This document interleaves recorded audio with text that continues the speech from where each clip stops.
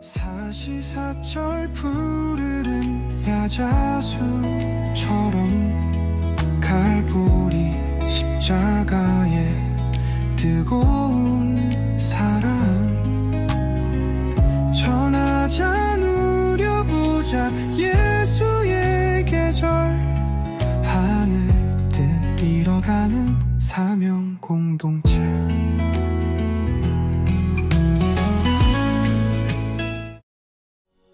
내가 복음을 부끄러워하지 아니하노니 이 복음은 모든 믿는 자에게 구원을 주시는 하나님의 능력이 됨이라.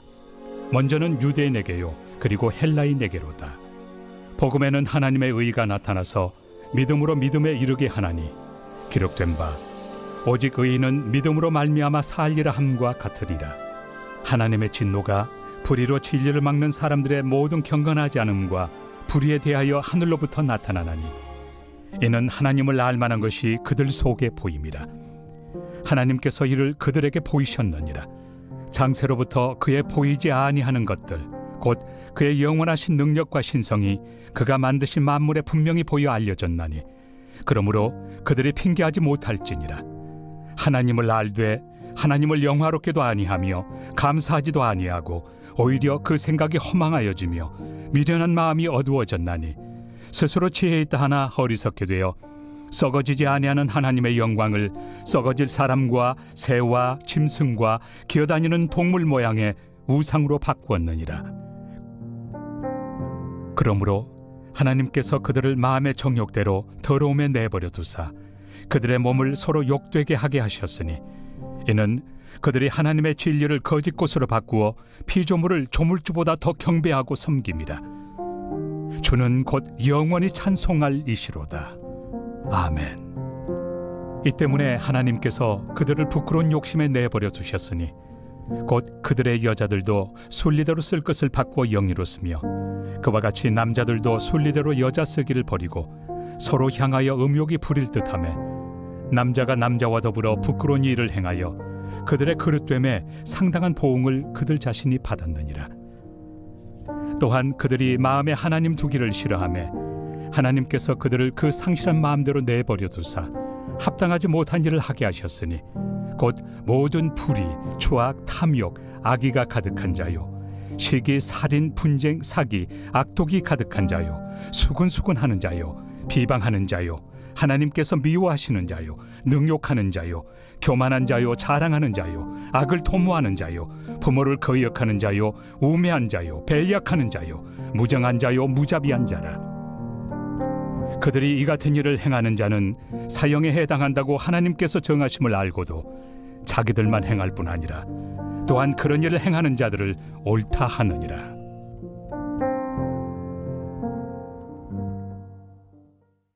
샬롬, 반갑습니다. 오늘은 나만의 진리로 만들기라는 제목으로 함께 하나님의 말씀 나누겠습니다. 여러분 요즘 이런 말을 자주 듣습니다. 요즘 대세는 이게 진리야. 그건 내 생각이고 나는 다르게 믿어. 즉 진리가 상대화되고 결국 자기 자신이 진리의 기준이 되는 세상이 되었습니다. 오늘 본문에서 바울은 이런 흐름을 이미 예언하고 있습니다.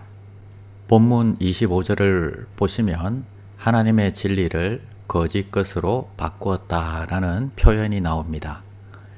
여기서 핵심은 이것입니다.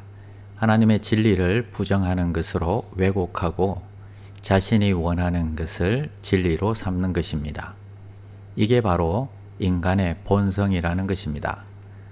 어떤 말씀은 내가 아멘으로 받고 내 생각과 다른 말씀은 불편해합니다. 그래서 결국에는 내가 받아들일 수 있는 부분만 선택해서 믿게 되는 것입니다. 본문은 우리에게 분명히 경고합니다. 진리를 바꾸면 삶이 무너진다는 것입니다. 본문 28절 이하를 보시면 진리를 버린 사람들의 삶의 결과가 나옵니다. 모든 불의, 추악, 탐욕, 시기, 살인, 분쟁, 사기, 악독 등 하나님의 진리를 거부하면 결국 삶의 방향도 관계도 마음도 모두 무너지게 된다는 것입니다. 우리가 이 본문 앞에서 결단해야 할 질문은 단 하나입니다. 나는 진리를 따라 살 것인가? 아니면 나에게 맞추어 진리를 바꾸어 살 것인가 하는 것입니다. 불편하다고 거절하고 변질시키기보다는 그 진리 앞에서 나를 맞추어 가는 삶을 선택하시기를 바랍니다. 그때 비로소 우리는 복음이 주는 자유와 생명을 누릴 수 있습니다. 질문의 힘 살펴보겠습니다. 첫 번째는 당신의 삶은 16절에서의 바울의 서두와 일치합니까?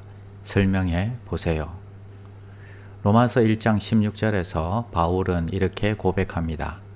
내가 복음을 부끄러워하지 아니하노니 이 복음은 모든 믿는 자에게 구원을 주시는 하나님의 능력이 됨이라.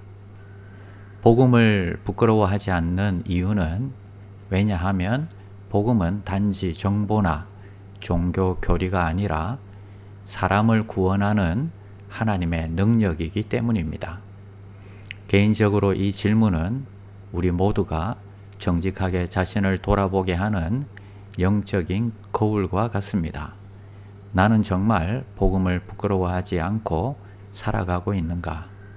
현실적으로는 때때로 복음을 부끄러워했던 순간들이 있습니다. 예를 들어 직장이나 학교에서 예수님을 믿는다는 사실을 말하기 망설였던 적이 있고, 복음적인 가치관을 고수하다가 사람들에게 광신도라고 오해를 받을까 조심스러웠던 순간도 있었을 것입니다. 하지만 바울 역시 과거에는 복음을 거부하고 교회를 핍박했던 사람이었습니다. 그랬던 그가 복음을 하나님의 능력으로 고백하게 된 것은 그 복음이 실제로 그의 삶을 완전히 바꾸어 놓았기 때문입니다. 오늘 나는 여전히 완전하지 않지만 복음의 능력을 더 깊이 믿고 더 용기 있게 고백하며 살아가는 삶이 다 되시기를 바랍니다. 두 번째는 왜 하나님은 그들의 죄악된 욕망, 정욕, 타락한 마음에 넘겨주기로 선택하셨습니까? 하나님이 당신에게도 그렇게 하실까요? 로마서 1장 24절, 26절, 28절을 보시면 반복되는 표현들이 나옵니다.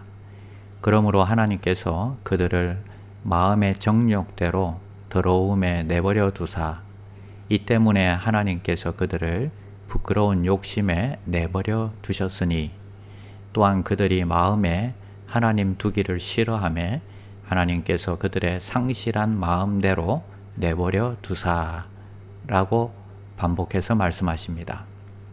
이 말씀은 단순히 하나님이 포기하셨다는 뜻이 아닙니다. 이건 경고의 의미가 담긴 심판입니다.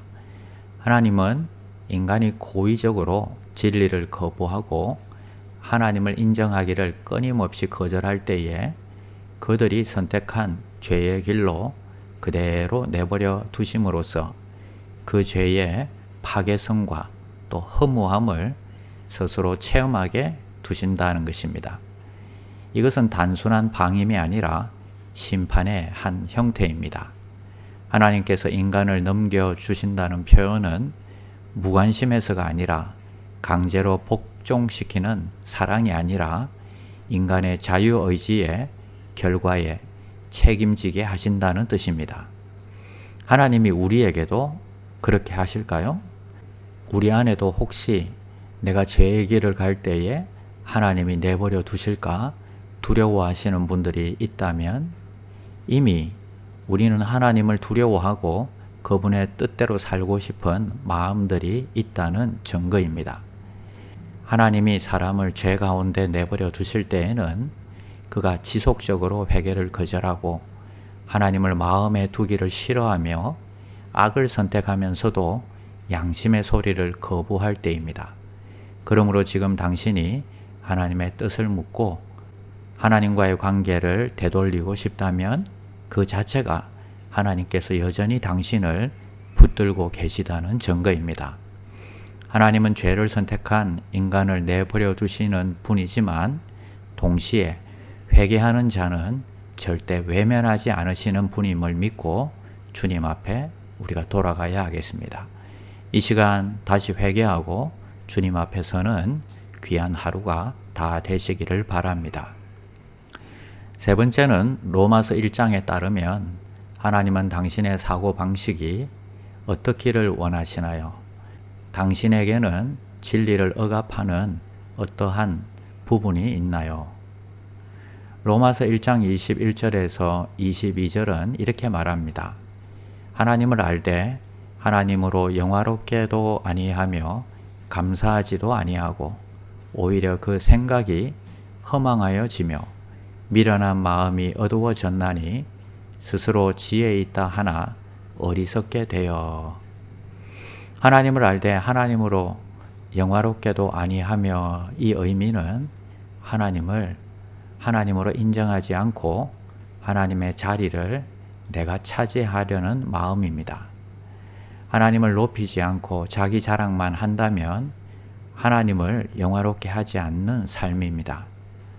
두 번째 하나님께 감사하지 않는 것의 의미는 모든 것이 하나님의 은혜인데 그 은혜를 당연하게 여기고 잊어버리는 태도입니다. 내가 똑똑해서, 내가 열심히 노력해서, 내가 원래 체력이 좋아서 전부 자기 힘만 믿는 교만이 들어 있습니다. 우리는 모든 것을 주신 하나님께 감사하지 않는다면 바울이 말한 죄의 상태 아래 있는 것입니다. 세 번째는 오히려 그 생각이 허망하여지며 라는 의미는 전도서에 헛되고 헛되며 헛되고 헛되니 모든 것이 헛되도다 하신 그 헛되다는 단어입니다. 헤벨이라는 단어입니다. 이것의 의미는 숨결, 수증기, 안개, 김 같은 것을 의미합니다. 매우 짧고 곧 사라질 것입니다. 우리가 육체의 아름다움이나 부, 권력, 재력을 얻으려고 노력하지만 이것은 잠시 잠깐이요 영원한 천국에는 가지고 갈 수 없는 것들입니다. 세상 사람들의 생각은 허망한 것에 목표를 두고 살아간다는 것입니다. 네 번째는 미련한 마음이 어두워졌나니라고 했습니다. 이것의 원어의 뜻은 이해하지 못하는 상태, 분별력이 없는 무감각한 어리석은 상태를 의미합니다.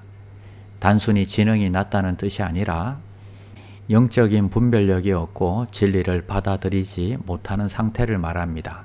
그리고 마음이 어두워졌나니 이 말은 우리의 지성과 감정과 의지와 양심이 하나님을 인정하지 않으므로 진리를 분별하지 못하게 되었고 결국 빛이 없는 어둠 속을 걸어가는 것과 같다는 것입니다. 영적 어둠 속에 빠졌다는 것입니다. 마음이 늘 혼돈과 무지 속에 빠진 상태를 말합니다. 세상의 정보에는 빠르고 지혜로운 것 같지만 실제로 영적으로는 어리석은 삶을 살아가는 상태입니다. 오늘 하루의 삶을 시작하면서 하나님을 하나님으로 인정하고 감사하고 진리 앞에 자신을 낮추는 겸손한 마음으로 하루를 시작하시기를 축복합니다. 기도하겠습니다. 하나님 감사합니다. 나의 생각과 기준이 진리인 줄 착각했던 교만을 용서해 주시옵소서. 당신의 말씀을 진리로 믿고 그 말씀 앞에 나를 맞추는 믿음을 허락하여 주시옵소서. 예수님의 이름으로 기도드립니다. 아멘. 나는 죽었습니다. 제가 주인이 아니고 예수님이 저의 주인이십니다. 예수님은 십자가에서 죽으시고 부활하셨습니다. 부활하신 예수님을 가슴으로 만나서 따라가며 간증합니다. 사랑하는 가족과 함께 영광스러운 승리를 노래합니다.